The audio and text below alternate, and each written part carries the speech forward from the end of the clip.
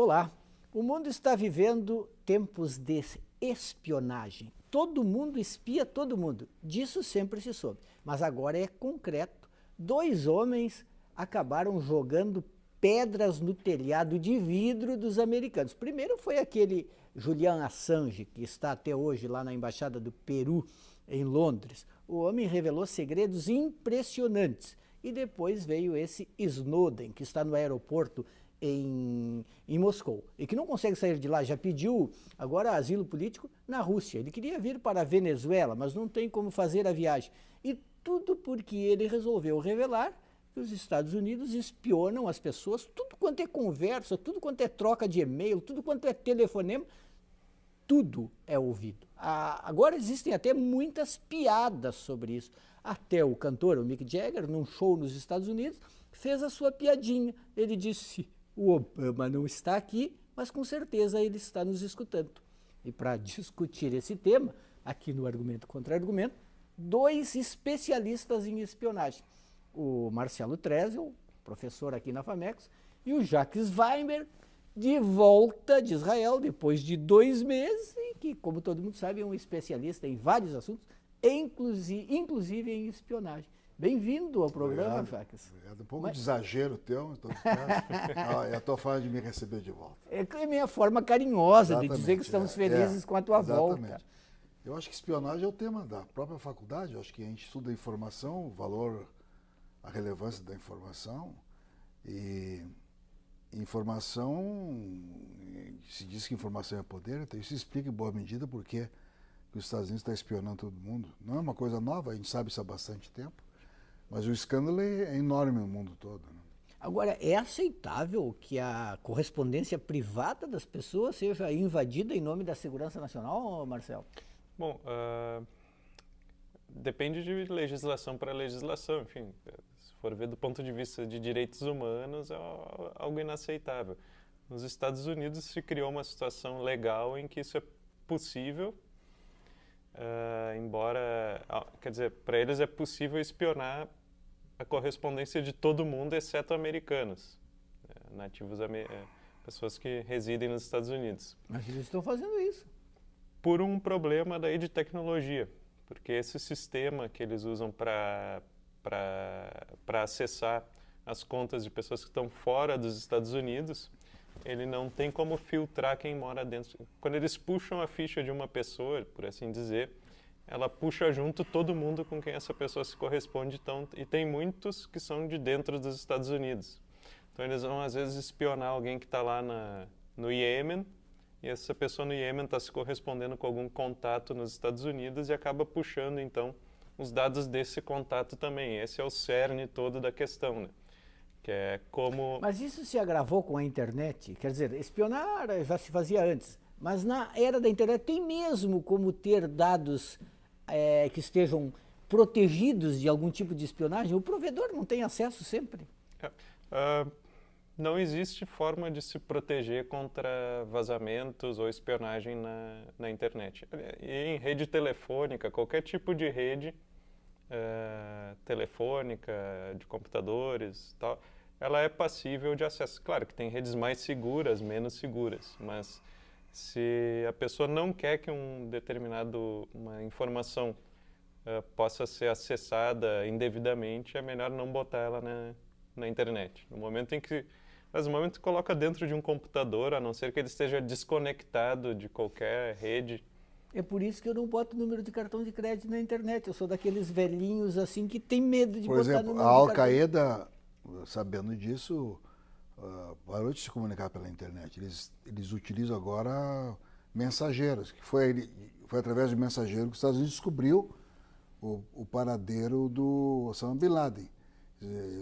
Utiliza a oralidade, literalmente. A pessoa ouve a mensagem e carrega essa mensagem ou na forma da memória ou na forma escrita. Mas a liderança da Al-Qaeda está tentando evitar exatamente esse tipo de mecanismo tecnológico para evitar esse tipo de espionagem. Ou seja, nas relações de poder vai ser preciso voltar aos encontros presenciais. E de preferência numa sala bem protegida. Lembra que os mafiosos que tinham técnicas sempre para evitar escutas, né? Por exemplo, o chefe mafioso costuma se comunicar por bilhetes escritos que um mensageiro leva, e eles também tinham o costume de usar, por exemplo, uma câmara frigorífica de restaurante ou coisa assim para fazer reuniões, porque são lugares onde dificilmente alguém vai ter acesso para botar uma escuta, né? Agora, Jacques, o problema, o próprio Putin disse ontem, eu acho, que o problema é o seguinte: ele não quer rolo com os Estados Unidos, ele quer preservar as relações com os Estados Unidos. Se o Snowden ficar quietinho lá, pode ficar.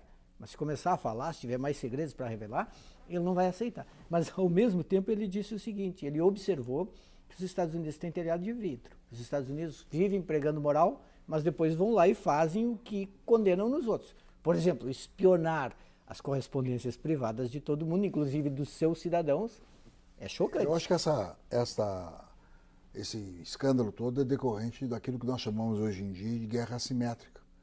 Como a guerra assimétrica que é levada a cabo por grupos não formais, não são exércitos constituídos, são pequenos grupos de rebelados que lutam contra algum poder, eles utilizam qualquer tipo de estratégia que foge aos parâmetros da guerra tradicional. A guerra tradicional está regulada, não pode matar civis, tem que usar uniforme, né? Não pode usar arma química, tem uma série de regras que a própria guerra utiliza. Não pode torturar. Não pode torturar. Então a guerra ela é regrada. Agora, a guerra assimétrica, que é levada a cabo por esses pequenos grupos, ela foge a esses padrões. O combate à guerra assimétrica está utilizando, aparentemente, dos mesmos mecanismos não legais. O que distingue, geralmente, um grupo assimétrico, um grupo rebelado de um Estado, é que o Estado é obrigado, no embate que faz ao grupo rebelado, a respeitar as normas legais. Essa ocorrência mostra que, nos Estados Unidos, mostra que a autoridade está se valendo também de métodos ilegais no combate aos grupos rebelados. O que apresenta, não há a menor dúvida que apresenta problemas éticos graves, né? Porque é uma ofensa às normas das relações internacionais. Esse escândalo aí é um escândalo que macula mais uma vez a imagem dos Estados Unidos no mundo, macula a imagem do Obama, que se elegeu com uma pregação moralista, e aparentemente a reação dele não foi suficientemente veemente para respaldar a imagem com a qual ele se elegeu. Então nós estamos vivendo aí uma situação de crise nas normas internacionais. Os Estados Unidos está bastante ferido por essa revelação. Esse rapaz está pagando um preço tremendo. Eu acho que as pessoas de boa vontade têm uma simpatia por ele, porque ele mostrou ao mundo uma faceta inaceitável de uma ação governamental. É verdade que poderia tentar justificar isso, que o terrorismo e a ação terrorista se vale desses encontros informais entre as pessoas, e que a autoridade não teria outra alternativa a não ser vigiar essas conversações aparentemente inocentes que são levadas a cabo entre essas pessoas que combinam coisas, marcam ações, revelam planos. Então, existe esse argumento que a gente poderia eventualmente acolher. De qualquer forma, há um impasse aí, moral, jurídico. Como é que a autoridade vai fazer um embate, vai enfrentar a guerra assimétrica dentro dos parâmetros da legalidade? Mas, Marcelo, a verdade também é que a internet está realmente mudando muita coisa. Nós vimos nas manifestações do Brasil que a organização de tudo isso aconteceu via Facebook. Toda essa gurizada que se juntou nas ruas, e mais velhos também, foi através da internet. E o Assange e esse Snowden também acabaram surgindo para o mundo. São personagens da era da internet. São heróis ou são bandidos? Os Estados Unidos querem botar a mão em cima deles para condená-los. Os Estados Unidos e outros estados, eles têm perseguido com muita... implacavelmente essas pessoas que vazam ou acessam informação, né? Temos o Assange, tem o Snowden, que agora está aí procurando um asilo em algum lugar. É a bola da vez. É a bola da vez. Tem o Aaron Swartz, que foi um menino que foi tão A perseguição do FBI levou ele a se enforcar. E tem um repórter que já está há muito tempo cobrindo também esse tipo de espionagem, que está preso há 10 meses nos Estados Unidos e frente a uma pena de 100 anos de prisão por ter simplesmente feito reportagens em cima de material que o Wikileaks publicou. Tem que lembrar também, né, antes da era internet, os papéis do Pentágono. Também foi... Exato, é um caso semelhante. Semelhante. Não era internet, mas era igualmente uma revelação de segredos de Estado. E o método é o mesmo, né? Nos papéis do Pentágono divulgaram informações sobre a vida sexual do repórter envolvido para difamar ele na opinião pública, e com Assange fizeram a mesma coisa, que foi acusar ele de estupro. O que acontece é que a gente tem na internet 2 níveis, né? Tem o nível, por exemplo, dos protestos no Brasil, que não se pode chamar propriamente de espionagem, porque as pessoas estavam lá colocando eventos públicos no Facebook, botando seu perfil público, e então tudo que o órgão de segurança tem que fazer é ir ali olhar os perfis das pessoas. Isso pode ser feio, mas é legítimo. Afinal, são informações que estão disponíveis para todo mundo. E tem o outro nível, que realmente é o de monitorar ligações telefônicas e correio privado, que daí a gente tem um problema ético que o Jacques estava falando agora há pouco.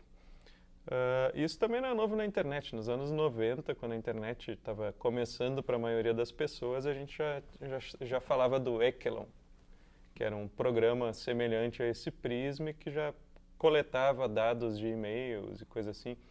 Lembro que até tinha as pessoas costumavam botar no final, na assinatura de e-mail, para emperrar o programa, palavras-chave que possivelmente ele captaria, como terrorismo, Bin Laden, essas coisas. O cara botava um catatal de palavras-chave para tentar fazer o programa ser inundado com informação e tornar inviável para os analistas tirarem qualquer coisa de útil. E mesmo antes da internet, esse programa de monitoramento de comunicação privada tem alguns relatos de que ele vem já desde o final da Segunda Guerra. Desde que se começou a usar satélite, a OTAN já teria um serviço desse tipo, não sei qual o nome que tinha então, mas a gente tem uns 50 anos, eu acho, pelo menos, de monitoramento já acontecendo. Mas a verdade também é que, graças a tudo isso, a podridão e a hipocrisia do poder tem vindo à tona. O que tem aparecido é que realmente é muito sujo e é no detalhe e ninguém escapa. E os diplomatas, por exemplo, a Assange mostrou muito isso, os diplomatas fazendo um papel em cada país de espiões, com seus recadinhos, com seus comentários, muitas vezes maldosos, sobre a intimidade das pessoas. Mas o que é um diplomata? Um diplomata Boa pergunta. O diplomata, a missão dele é fazer negociação e informar o seu Estado sobre a realidade na qual ele monitora, está a serviço de um país estrangeiro, monitorando aquela realidade. A missão dele é informar o seu Estado. E muitas vezes essa informação ela não é feita em linguagem polida. O que surpreende muitas vezes os leitores dessas mensagens é a linguagem eventualmente rude, ou informar. É que tu convidas o cara para jantar, ele vai embora e manda um relatório para o país dele dizendo assim, eles falaram disso e daquilo, e além de tudo a comida era uma droga. A linguagem formal, um comentário informal, e a grande parte dessas instituições passa o dia todo lendo informes desse tipo, são os informes dos diplomatas. Também tem que surpreender. A diplomacia surgiu por quê? Surgiu na Grécia porque as pessoas estavam cansadas de guerra.